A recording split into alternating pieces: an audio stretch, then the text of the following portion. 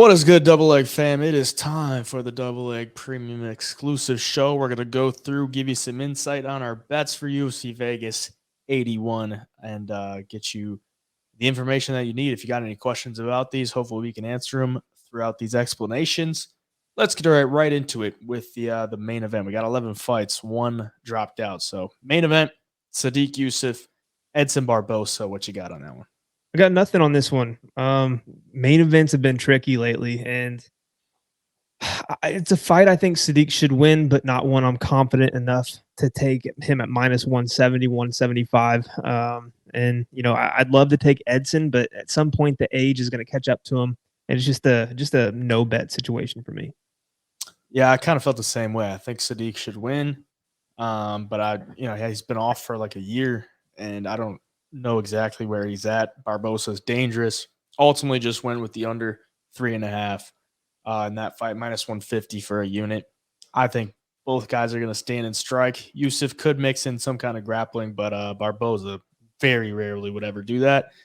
So I see violence in this one. Under 3.5, sign me up for a couple heavy hitters. And Barboza, older, can't take as much damage, but he is dangerous early.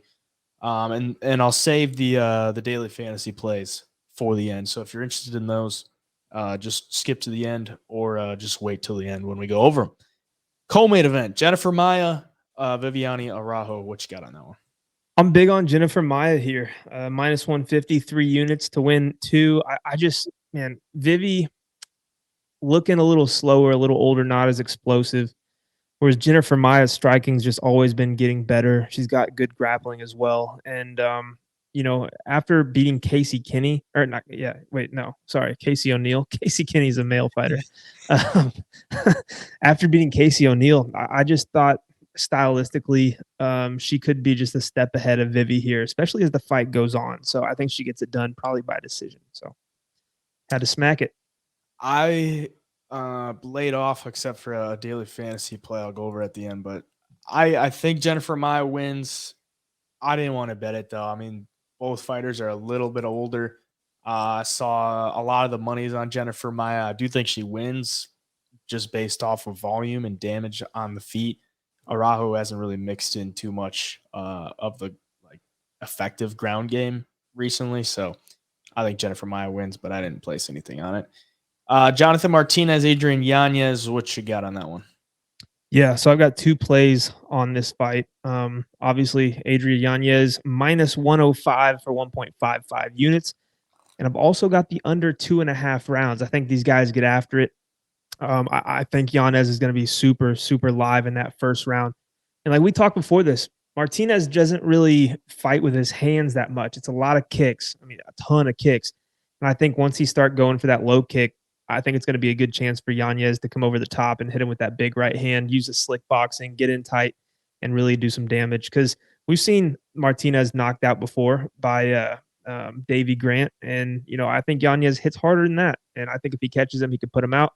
And on the flip side, if Martinez can wear down the leg in the first round, he could do some damage and get him in some trouble as well. So, yeah, I really like that under 2.5.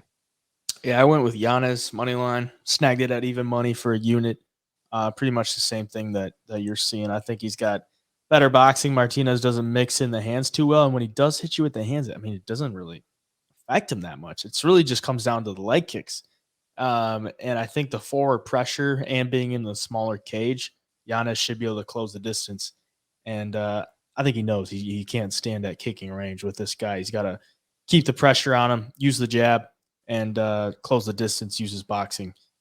A lot of head strikes for Yanez too, and judges love to see that damage on the face. So I'll take him. Michelle Pereira, Andre Petrosky, what you got on that one? Yeah, so this fight, I actually took Pereira by decision at plus 320 for a half a unit. Just because, Pereira gets the rap of being this big power striker, but I'm pretty sure he's got one knockout. I looked at these stats up and down, but one knockout in the UFC, a ton of decisions. I don't think he's going to get knocked out here by Petrosky, especially on 10 days notice. I see Andre maybe slowing down a little bit. But I think he's tough enough not to get knocked out by Michelle. So I think this is just going to be kind of a war. back and forth, some grappling exchanges, and overall Michelle just doing the better and more damage in this fight, and then getting to the judges' scorecards and hopefully getting that decision. Sucks because I'm on the KO. I'm on Pereira by KO plus 200 for a half unit. And then I got him round 2 plus 750 for 0.1 units, round 3 plus 1100 for 0.1 units. And then I also got Pereira in a parlay with Tainara Lisboa at plus 108 for a unit. The reason I like the KO, Petrosky never lost a decision. So I do think if Pereira wins, he can win off of damage, but I don't think Petrosky taking this fight on short notice is going to be able to go 3 rounds. We saw it in the Gerald Meerschaert fight. If that's Pereira in round 3, he's getting Petrosky out of there. That's the only reason I'm taking this is like Petrosky gas tank, not great. And Pereira being the faster guy, I think he should be able to cut the angles and hit Petrosky a lot harder than Meerschaert did. So I think he gets it done inside the distance. But either way, I got him in a parlay, so I won't be too upset if he wins it by decision. Cameron Simon, Christian Rodriguez. What you got on that one? Ended up taking Cameron Simon. I think he's going to be, even though Christian Rodriguez missed weight, I think Simon's longer, a little more athletic build, maybe faster. His striking's really good. His grappling's good. You know, he does get taken down, but he works back to his feet. And even when he's on his back, he's always looking to do, work, whether it's fishing submissions, elbows, anything. He's a very active and volume-based fighter, and I think that's going to carry him in this fight. I also took this fight to go over 1.5 rounds, and then I paired with the Michel Pereira money line for a total of plus 130 for 0.7 units as well. Biggest play on the card for me, over 2.5 rounds in this fight at minus 175. 1.75 units are out there, so we're getting a unit back. I just think both guys are super evenly matched. Neither guy's ever been finished.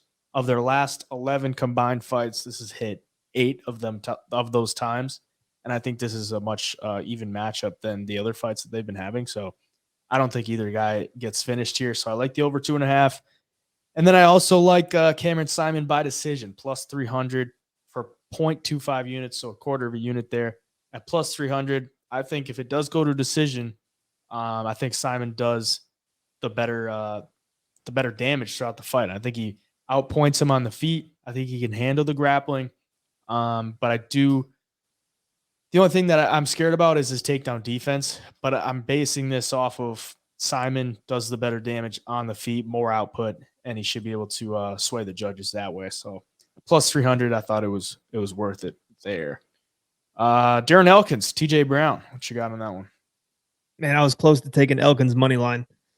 But I kind of got scared off of it a little bit, but I do really like the prop that is him to win in the second round by submission or KO plus 1,000 or round 3 at plus 1,700, both for a 1/10 of a unit. And based off the fact that I think TJ Brown gets tired, and I think this is going to be a fight where we're going to see a lot of grappling exchanges, a lot of big explosive movements. It's going to really drain TJ Brown, and Elkins has showed that he comes back, and that third round's like always his best round. So if he does that, I think TJ Brown could shoot a sloppy takedown, get his neck snatched up, get the back taken, and Elkins could flatten him out, get the ground and pound, or get that rear naked choke in there.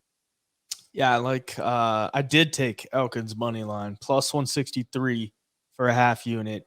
I just don't think TJ Brown should be this big of a favorite. Yeah. I mean, he's 3-4 in the UFC. And, like, his wins aren't good.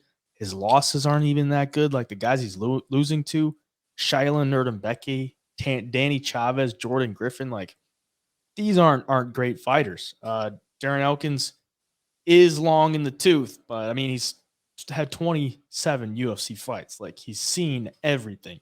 TJ Brown isn't going to be something that he hasn't seen before. I think he's able to pull off a win here. So I like that for a half unit plus 163. And then I also took him by sub at plus 500 for 0.2 units.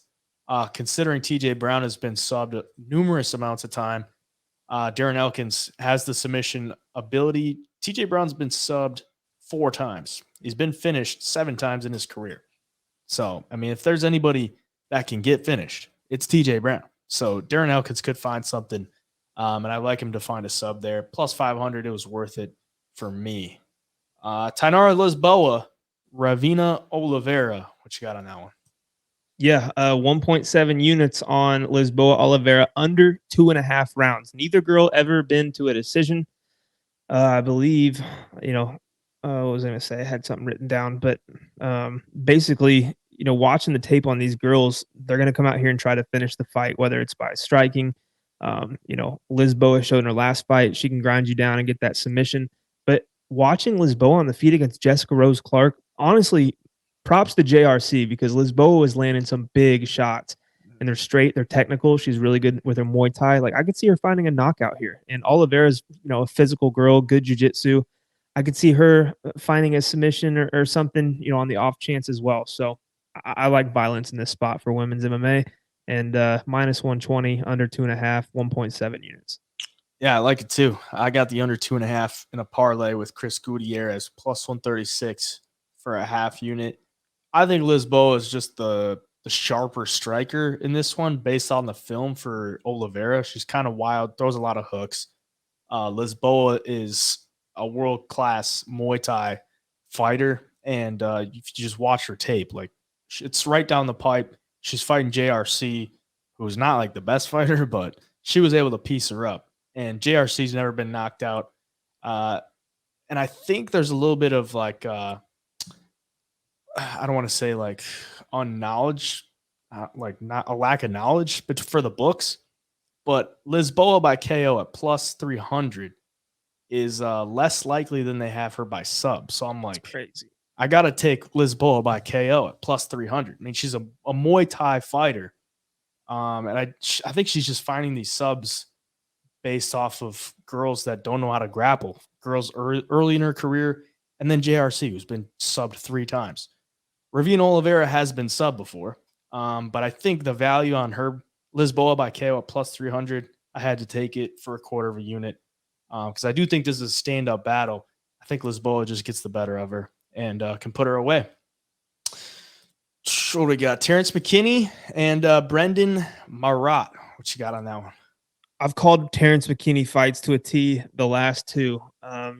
With Bonfim, that was a huge trap. We had the Terrence McKinney round 1 KO in his last fight. And even against Sajikov, I think we had first or second round finish from Sajikov. But anyways, this time I'm going submission. His opponent, if you watch him, he's got some good power. He swings hard.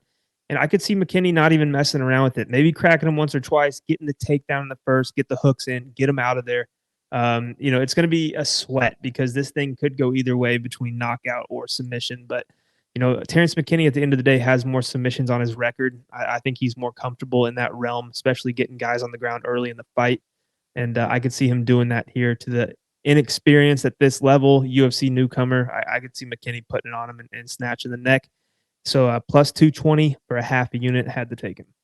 Yeah, I like it too. I'm glad you said that because you have been calling the McKinney fights pretty dang well.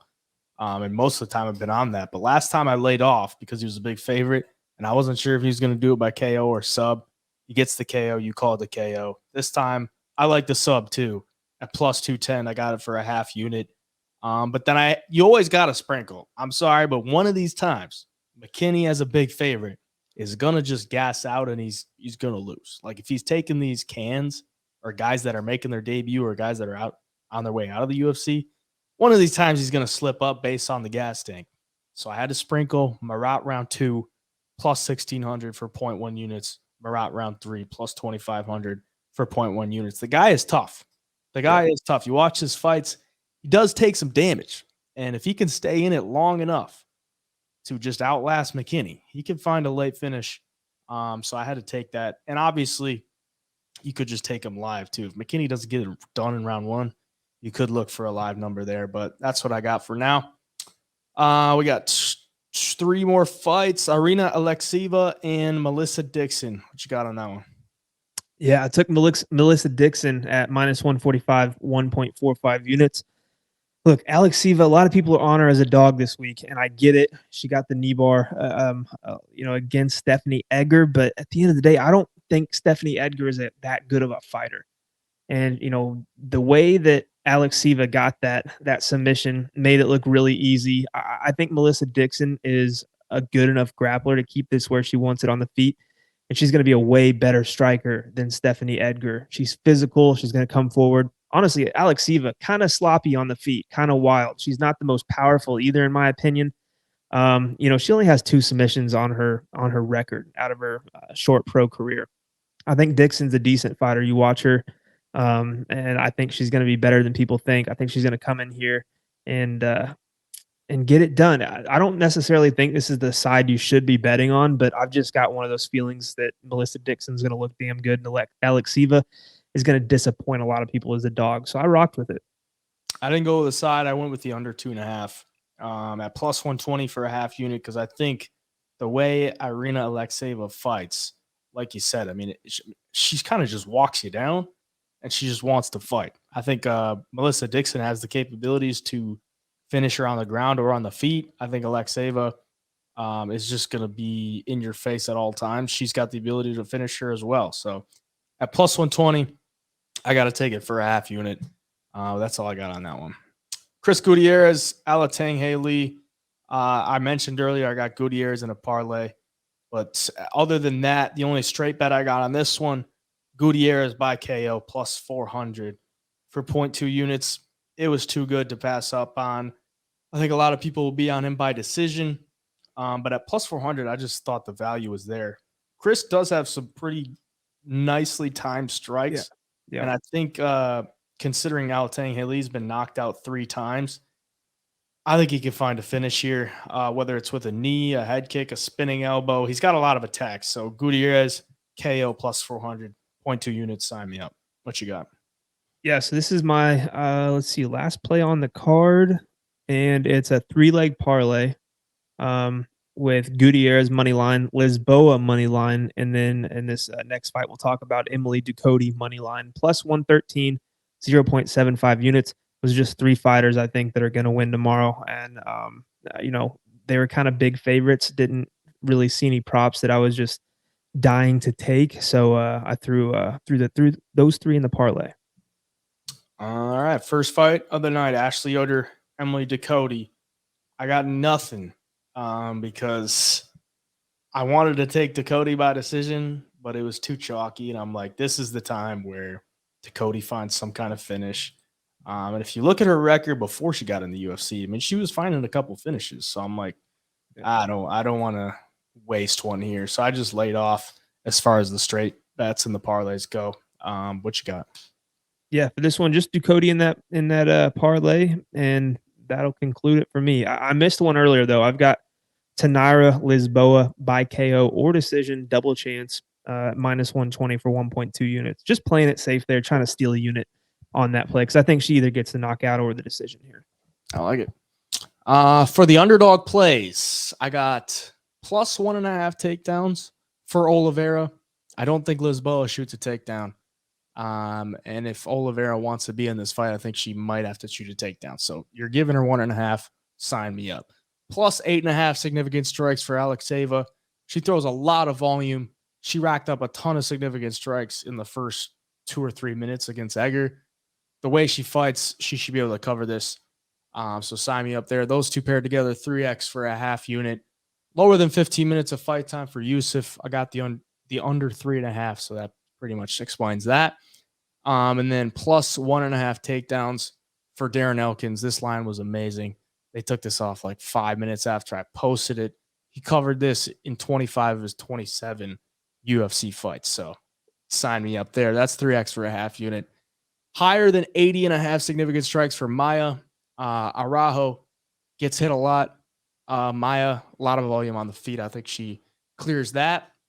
And then minus 8.5 significant strikes for Cameron Simon. I think this fight goes the distance. By that calculation, Simon's only got to outland him by 3 significant strikes each round to hit this. I think he'll the way he's been tripling up his opponents in his last fights, I think he should be able to cover 9 significant strikes there. So that's 3x for a half unit as well. Parlay play app. You got anything on the parlay play app this week? I don't this week. There was a line early in the week and I didn't get to it fast enough. And other than that, I just didn't find anything I felt comfortable with. I'm only going to give them to you guys if I feel comfortable. And this week, I just didn't really see any two that I could pair together that really made me real comfortable. So I'm sure you got them though. You're the pro here. Yeah, I got a play I absolutely love, but then they took one of the lines down fairly soon after I posted it. But more than a half takedown for Christian Rodriguez. Yeah. Simon, bad takedown defense. He should look to mix in the takedowns throughout the fight. And then paired with more than 34 and a half significant strikes for Lisboa. I think she clears this within a round, honestly. If it's a round on the feet, she clears that easily. That's 3x. I got 1.5 units on that because I absolutely love that. I think those lines are just way too low. And I mean, unless we get like a round one finish in either of those fights, I think they clear in a round. So I like that. And then the second play is Lisboa, the same, more than 34 and a half significant strikes, paired with more than 75 and a half significant strikes for Ducote. That's 3x for a half unit. I think Ducote, ton of volume on the feet, should be able to crack that over 3 rounds. And then the 75xer, we got, I won't go over them, but we got more than 63 and a half for Gutierrez, more than 80 and a half for Maya, more than 52 and a half for Jonathan Martinez, less than 47 and a half for Dixon, less than 72 and a half for Sadiq Yusuff, and more than 52 and a half for TJ Brown.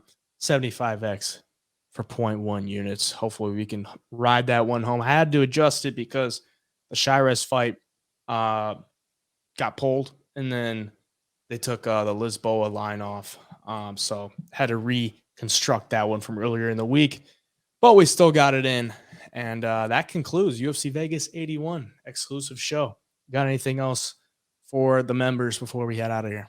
No, just if you're on parlay play or underdog or any of these, right when he drops them, go hammer them because they're taking these off. I do have a personal play, but I can't give it to you guys because it was with the Christian Rodriguez 0.5 takedowns and Chris Gutierrez over 63 and a half significant strikes, but it's not even on the app anymore.